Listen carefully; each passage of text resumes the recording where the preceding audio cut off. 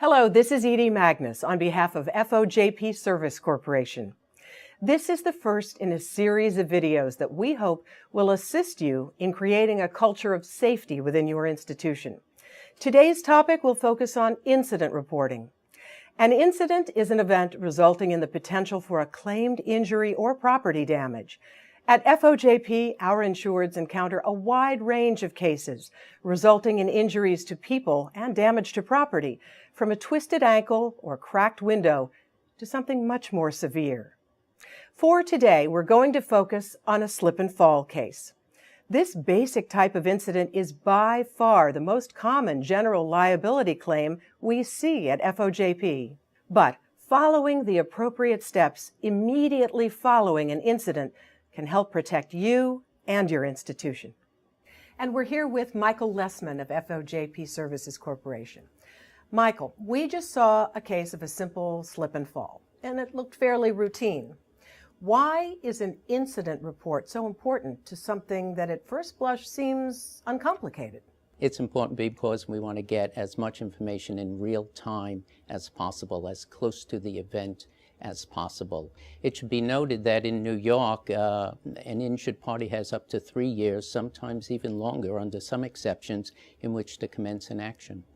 How thorough does a report have to be for something simple like a slip and fall? Well, the video you saw seems pretty simple, but over time it gets complicated. In most cases, actually, we don't have a video, we don't have surveillance, and sometimes if we do, it doesn't capture directly the incident that occurred. It's also important that we maintain any records and documentation as well as a video for future access. How do you use the report? These reports protect us legally should there be a disagreement as to how the incident occurred. It will also tell us what we do with the claim if it's made, how much merit it has, and ultimately, should litigation occur, how we will go about defending the case. The other important aspect is quality assurance and using this to process improvements, whether it be fixing a defect in the sidewalk to prevent further injury, or to improve maintenance, or to provide greater supervision. Okay, what are some tips for filling out a report right away? Well, preparing the report as completely and as accurately as possible will give us a great overview of what occurred.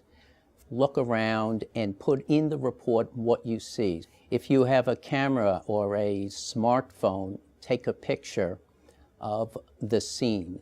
It will help us because the scene could quickly change, conditions could change.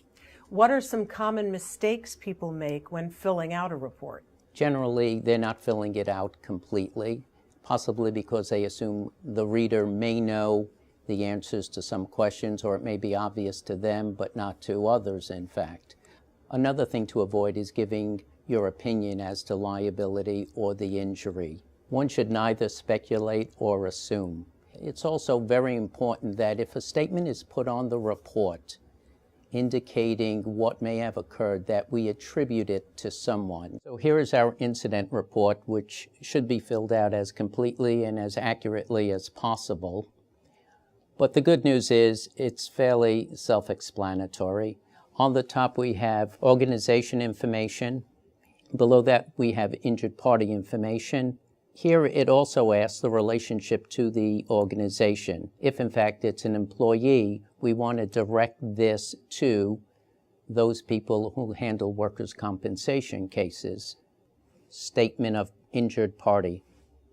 It's important that the statement comes from the injured party. If it's coming from someone else, it should be attributed to that other person. Below that, it asks for the date and time. We want to know what the weather was possibly at that time, whether it was light or dark out. It also asks whether the injured party was using a cane or other device. What type of footwear they were wearing would also be helpful. Were they carrying any packages? All these items will be helpful in determining overall what occurred. Finally, at the end of the report, we have witness information. Witnesses may move, they'll relocate, and we may need, in future months or even years, should litigation arise, to contact them and get information from them. Below that, it asks for their statement. So it's important that this be attributed to them. So as you could see, this is pretty much self-explanatory, but critically important. And we're here with trial attorney Arthur Cohen. Arthur, what determines when an incident becomes a lawsuit?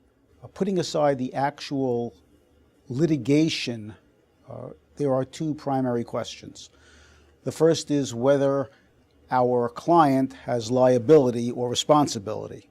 The second question is whether the claimant sustained an injury as the result of the incident. And what's the role of an incident report in a possible lawsuit?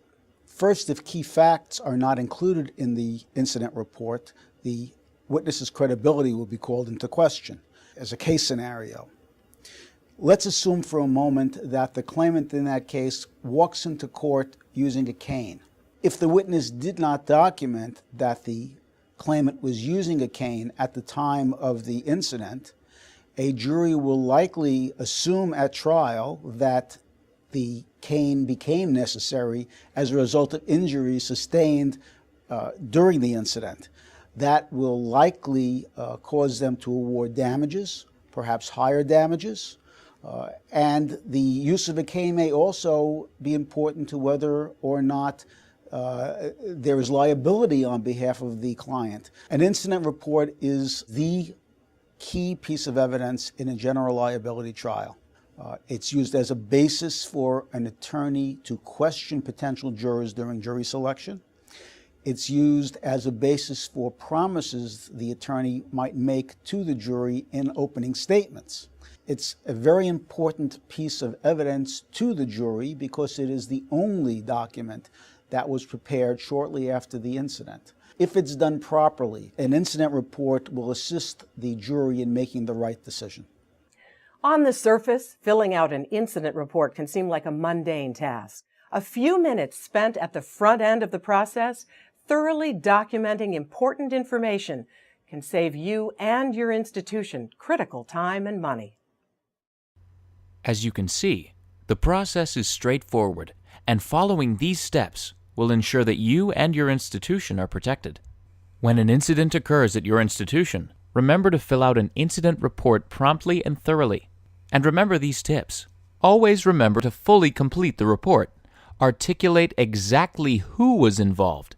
Detail what happened, precisely where the event occurred, when it took place, and how the events played out.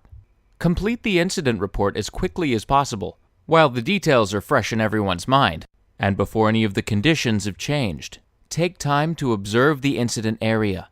Report factors that may have caused or contributed to the occurrence. Was the floor slippery? Was there water on the floor? Was the sidewalk icy? Was there a caution sign in place? Had salt been used to melt ice?